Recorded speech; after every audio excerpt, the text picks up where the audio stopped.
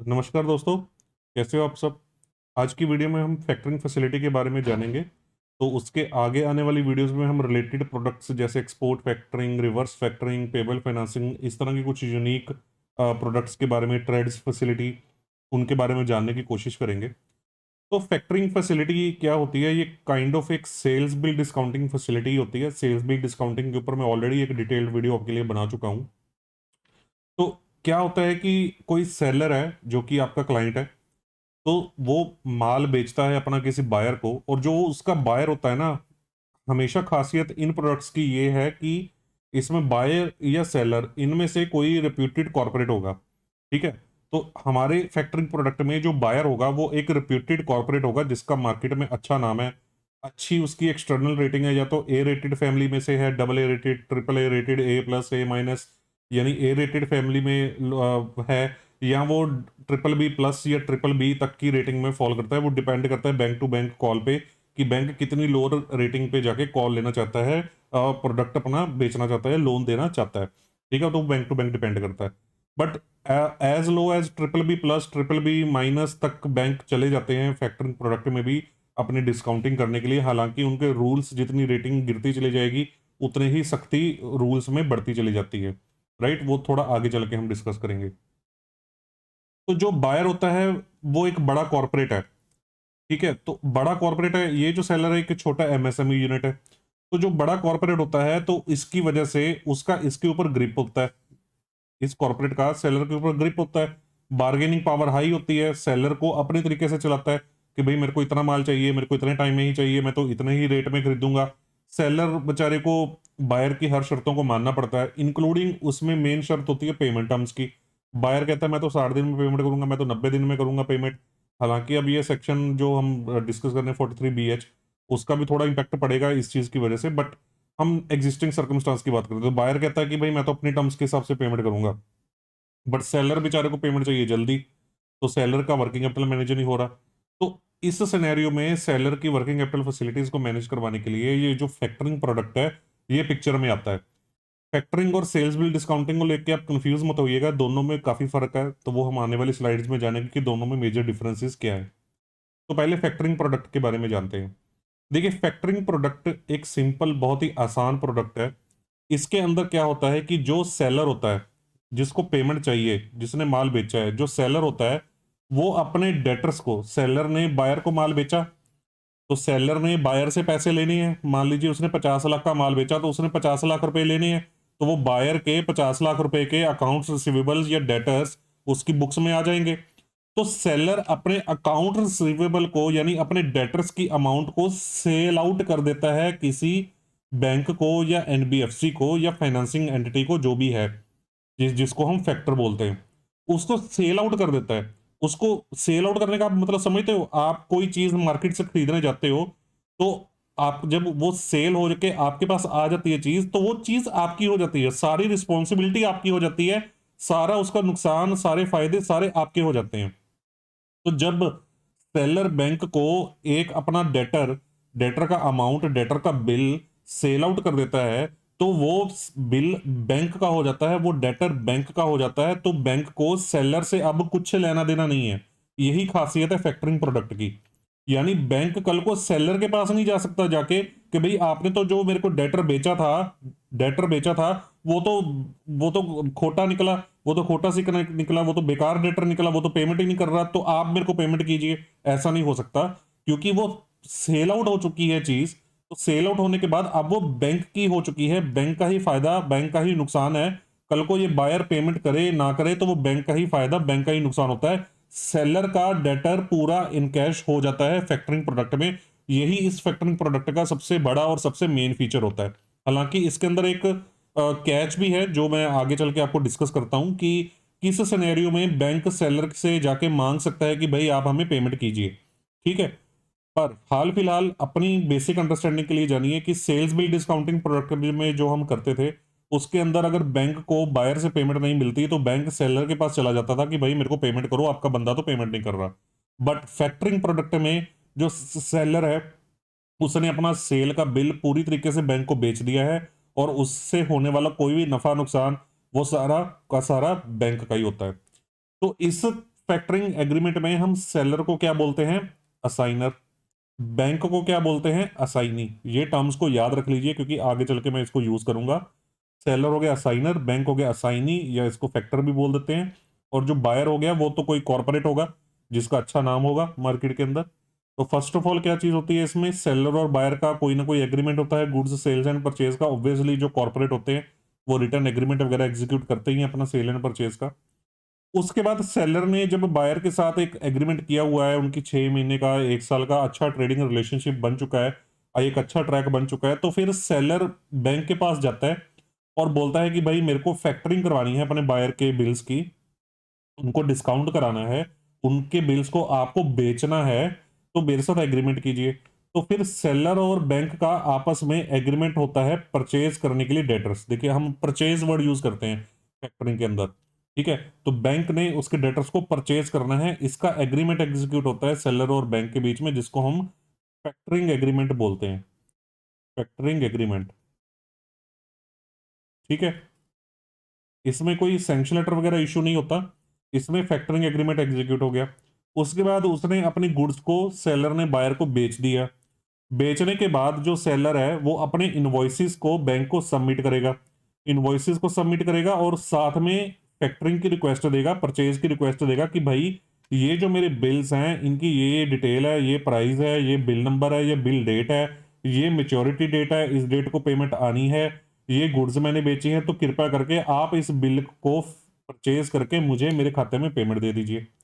तो बैंक उस बिल को पढ़ेगा, उस बिल को पढ़ के सबसे पहले ये जो बायर है जिससे बैंक को पेमेंट लेनी है, जिससे असाइनी को पेमेंट लेनी है, उसको पहले नोटिस भेजेगा, बायर को नोटिस भेजेगा कि भाई आपका जो ये बिल है ये मैं खरीद रहा हूं, और इस बिल को खरीदने के कारण हमारे एग्रीमेंट के तहत अब मेरे पास सारे अधिकार आ गए हैं इस सेलर वाले पेमेंट लेने के। तो आप जो सारी की सारी पेमेंट है वो मुझे कृपया करके इस बिल की ट्रांसफर करिएगा ड्यू डेट पे, इस बंदे को मत भेजिएगा। तो वो नोटिस ऑफ असाइनमेंट बायर को भेजा जाएगा डिस्काउंटिंग करने से पहले।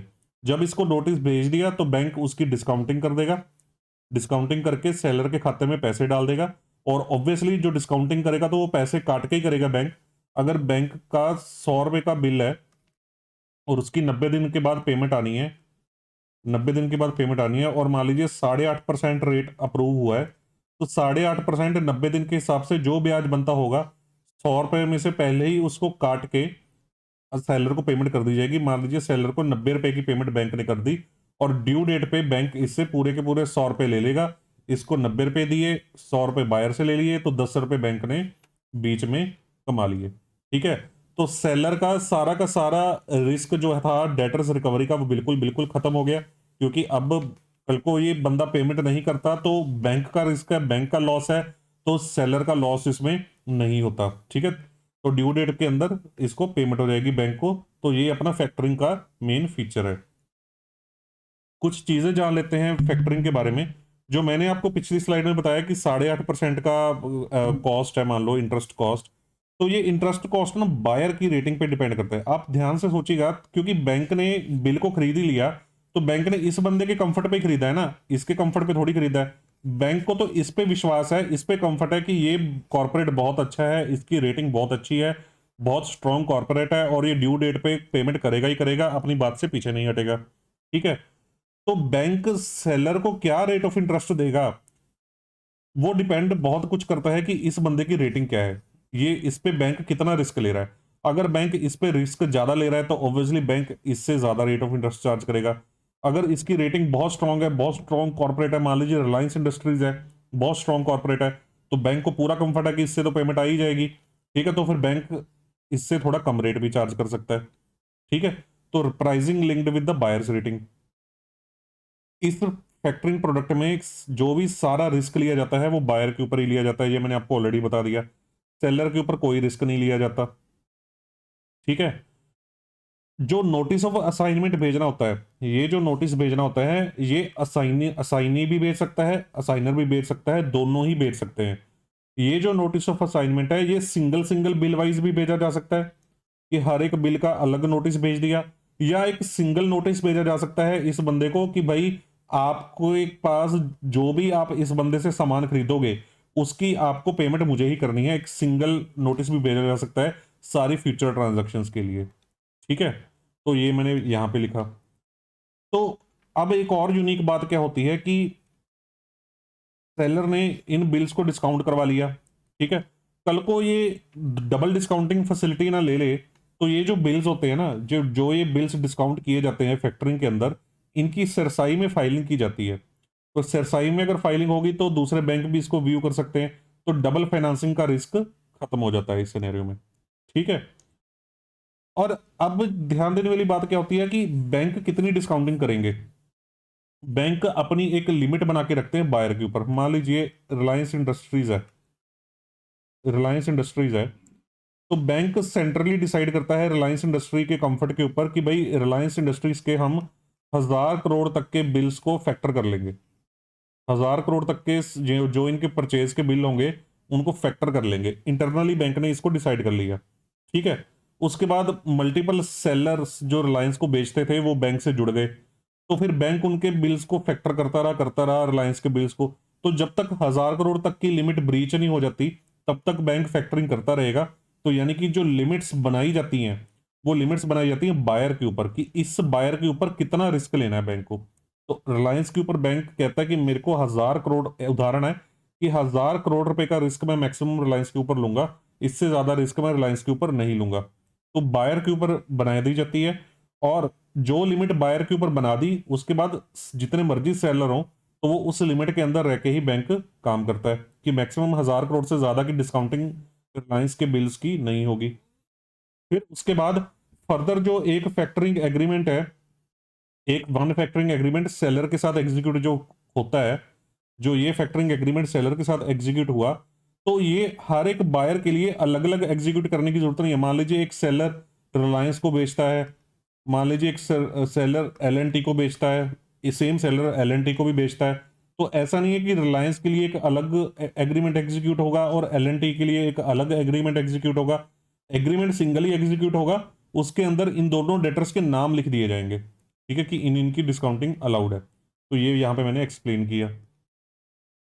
देन सेल्स बिल डिस्काउंटिंग और फैक्टरिंग में कुछ मेजर डिफरेंसेस को जान लेते हैं आपकी नॉलेज के लिए। सेल्स बिल डिस्काउंटिंग के अंदर जो कानून इसको कवर करता है वो है इंडियन कॉन्ट्रैक्ट एक्ट।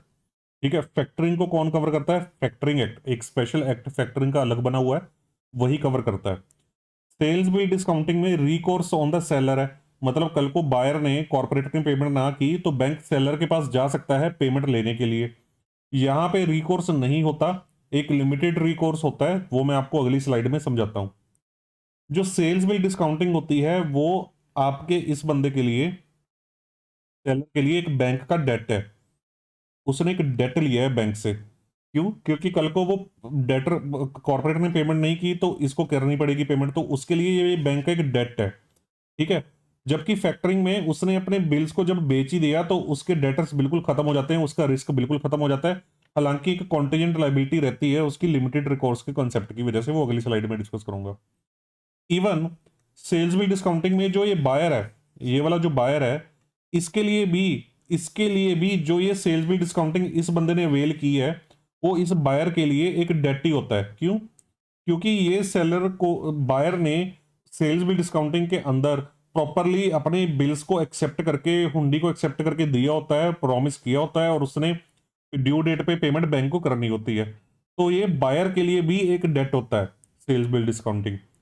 बट जबकि फैक्टरिंग में ऐसा कुछ नहीं होता, वो सिर्फ एक ट्रेड पेबल होता है, मतलब नॉर्मल क्रेडिटर होता है। जो सेल बिल डिस्काउंटिंग है इसमें जो बैंक रिस्क लेता है वो बायर के ऊपर भी और सेलर के ऊपर भी, दोनों के ऊपर रिस्क लेता है।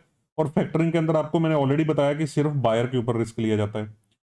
सेल्स बिल डिस्काउंटिंग में कॉर्पोरेट्स जो होते हैं, जो बायर होता है कॉर्पोरेट, वो डेबिट मैंडेट की फैसिलिटी भी दे सकता है, हर केस में नहीं देता, दे सकता है। जिसके अंदर कल को कॉर्पोरेट ने अगर डिफॉल्ट किया, डिले किया, तो बैंक के पास जो कॉर्पोरेट का अकाउंट है तो बैंक उससे सीधा रिकवरी कर सकता है।